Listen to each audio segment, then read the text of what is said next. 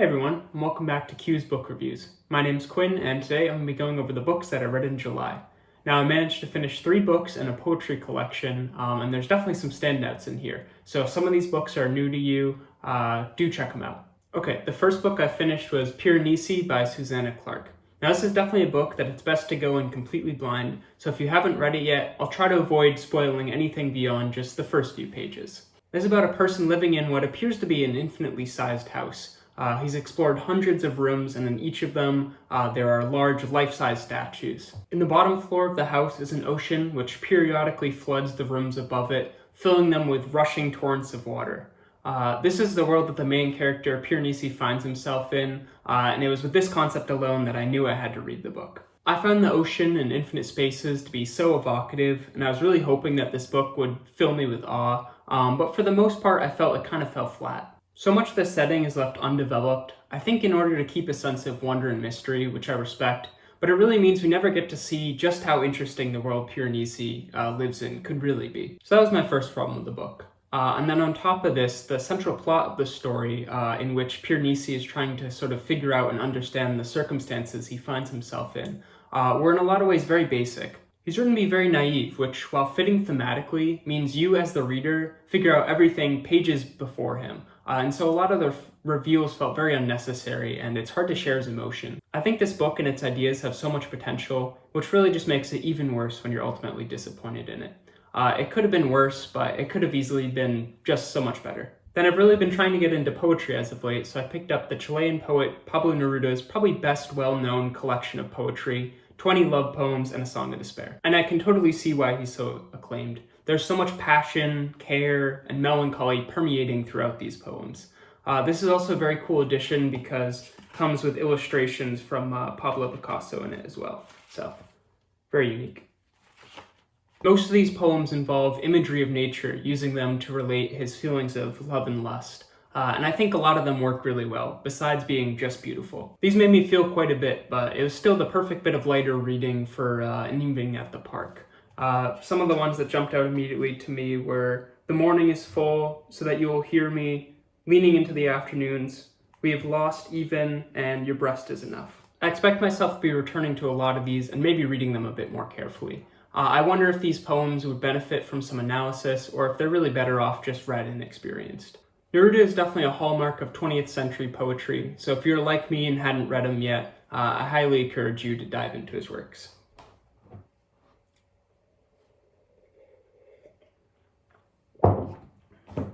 I also finally read 100 Years of Solitude by Gabriel García Márquez, which is a book I've been meaning to get to for ages. I actually have a whole reading blog for this, which I think you might like, so if you're interested, I'll leave it linked up here. A lot of people consider this their favorite book of all time, and I can totally understand why that is now. It's very possible that this is the most well-written book I've ever read, as the writing is just beautiful and the plot moves at the perfect pace, but I'm not sure I'd go as far to say that it's my favorite book. There are other books which, for all their faults, I think I love a bit more. But that all aside, this book is still just so wonderful, and I'm so glad I finally got around to reading it. For those unaware, this book was published in the late 1960s and helped popularize magical realism, with its story chronicling the founding and eventual decay of the fictional Colombian town of Macondo. The story principally follows the Buendia family as you're introduced to each new member of the family. Though crucially, every child is not so much its own person as a continuation of the extended life of one of 3 or 4 of the original family members. Seriously, the number of people in this book named either Ariolano or Arcadio is absurd. The family really lacks creativity when it comes to naming their children.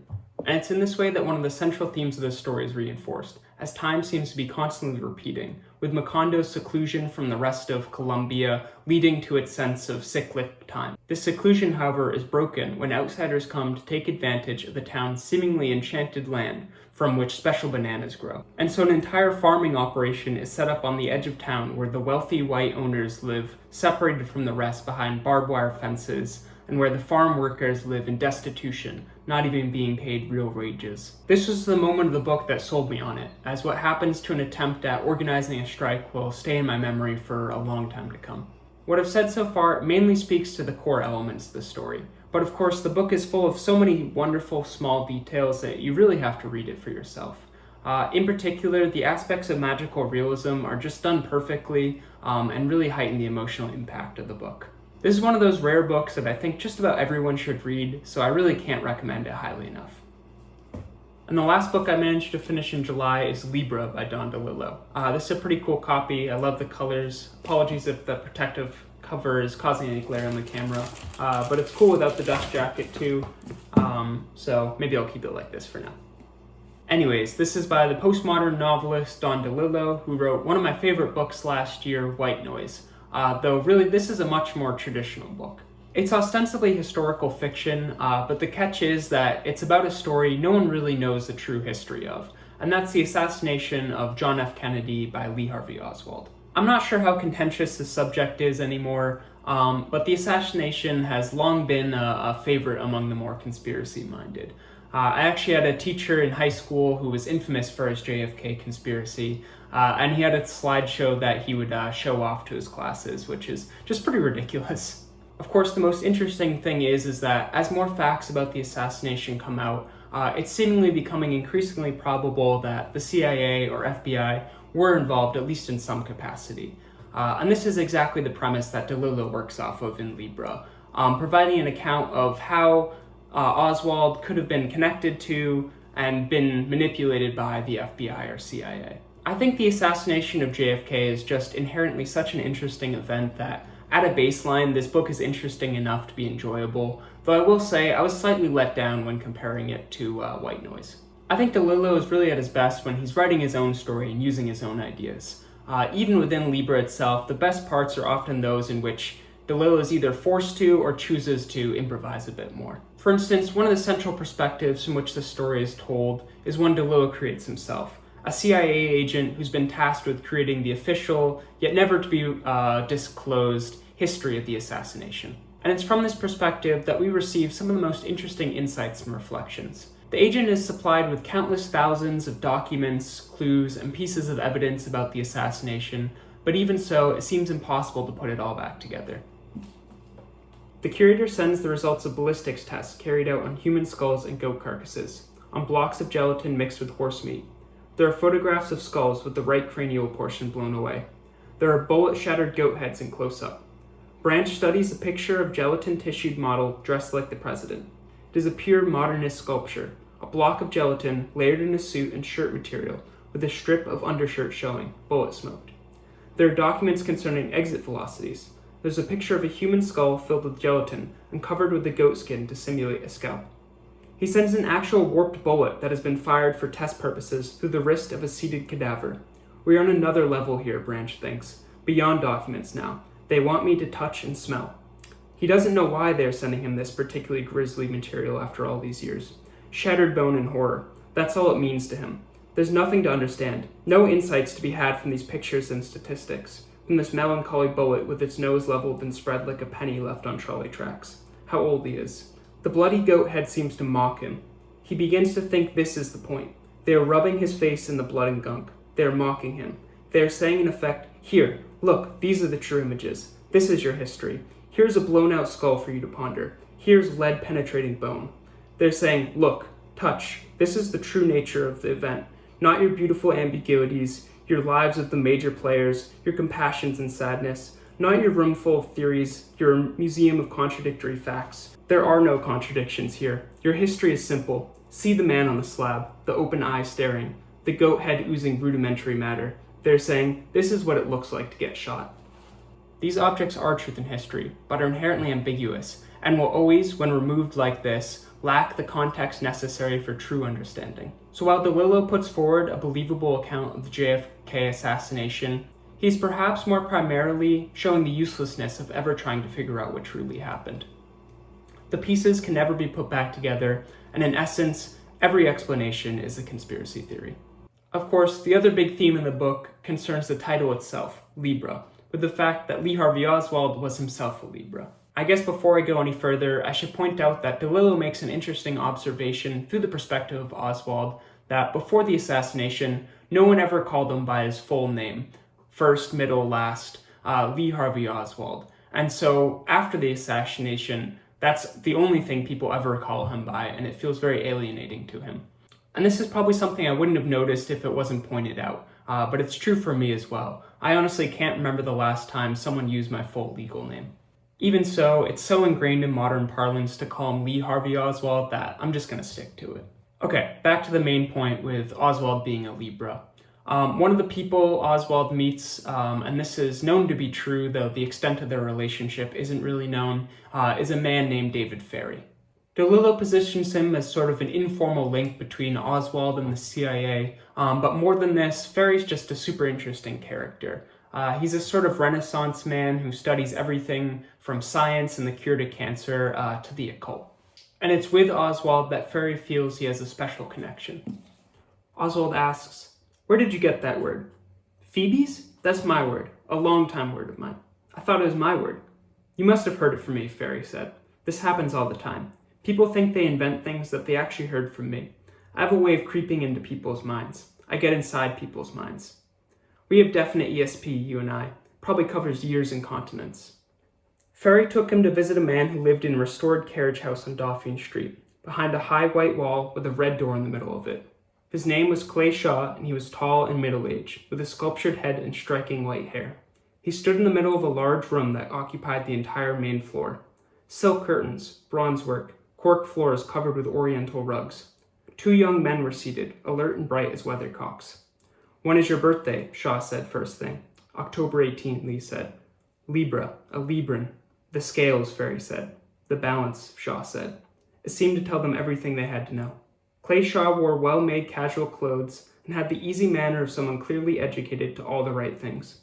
When he smiled, a vein seemed to flash from the corner of his right eye to his hairline. He said, "We have the positive Libran, who has achieved self-mastery. He is well-balanced, level-headed, a sensible fellow respected by all. We have the negative Libran, who is, let's say, somewhat unsteady and impulsive, easily influenced, poised to make the dangerous leap. Either way, balance is the key." And a little later, "Do you believe in astrology?" Lee said. "I believe in everything," Ferrie told him. And then Ferrie on Oswald. "But he is also Libran. He is capable of seeing the other side. He is a man who harbors contradictions. Here's a Marine recruit who reads Karl Marx. This boy is sitting on the scales, ready to be tilted either way." And finally, "I've seen the fair play material to keep at 544, he said. "I've noticed something you haven't noticed. Librans never notice references to themselves. The official symbol of the Fair Play for Cuba Committee is a man's hand holding aloft a pair of scales. 2 weighing pans hanging from a rigid beam. Everywhere you go, it's all around you. Which way will Leon tilt?" These passages were definitely some of my favorite in the book, and they're very characteristic of DeLillo's writing. Another interesting part is almost always in people's conceptions of Oswald's motives for assassinating JFK. They try to define him, pin him to some ideology. But of course, the truth is always much more complicated than this. He's a man who harbors contradictions. He's like the white whale of Moby Dick, upon which Ahab tries to impose order through vengeance, but in turn is rebuked and punished. And I think for the most part, DeLillo does a very good job at showing Oswald's contradictions. Although there are parts where I think he prescribes Oswald as a Trotskyist a bit too rigidly. And the last thing I want to touch on relates to perhaps the most postmodern element and framework this novel holds. And that is, even if one comes up with a totally plausible explanation of the conspiracy to kill JFK, what if the plan wasn't even coordinated perfectly, and it only worked by chance? If we're on the outside, we assume a conspiracy is the perfect working of a scheme. Silent, nameless men with unadorned hearts. A conspiracy is everything that ordinary life is not. It's the inside game, cold, sure, undistracted, forever closed off to us. We are the flawed ones, the innocents, trying to make some rough sense of the daily jostle. Conspirators have logic and a daring beyond our reach. All conspiracies are the same taut story of men who find coherence in some criminal act. But maybe not. Nicholas Branch thinks he knows better. He has learned enough about the days and months preceding November 22nd, and enough about the 22nd itself, to reach a determination that the conspiracy against the president was a rambling affair that succeeded in the short term due mainly to chance, deft men and fools, ambivalence and fixed will, and what the weather was like. Oswald had to be tipped one way or the other by something. But what if it hadn't happened? What if the scales had been tipped the other way? While it's impossible to say JFK wouldn't have been assassinated, Maybe it wouldn't have been Oswald who did it. Fairy's words again. Think of two parallel lines, he said. One is the life of Lee H. Oswald. One is the conspiracy to kill the president. What bridges the space between them? What makes a connection inevitable? There's a third line. It comes out of dreams, visions, intuitions, prayers, out of the deepest levels of the self. It is not generated by cause and effect like the other two lines. It is a line that cuts across causality, cuts across time. It has no history that we can recognize or understand, but it forces a connection. It puts a man on the path of his destiny. And I would argue, and maybe this is the postmodern interpretation as well, that the driving force behind this third line is not some unifying logic, ideology, or religion, but it's chance, life itself. Okay, I think that's all I wanted to touch on with Libra. The more I talk about and analyze it though, the more I think I come to like it. And that's one of the main things I enjoy about making these videos. So thank you for being my audience as I speak off into the void. In fact, it's amazing to me that this channel is already over 200 subscribers. So again, thank you so much for that. It's looking like I'm going to be a bit busy over the next coming month, but I'll try my best to keep uploading. I expect to be starting some really wonderful books soon, so I'll be sure to keep you updated, and I'll see you all then.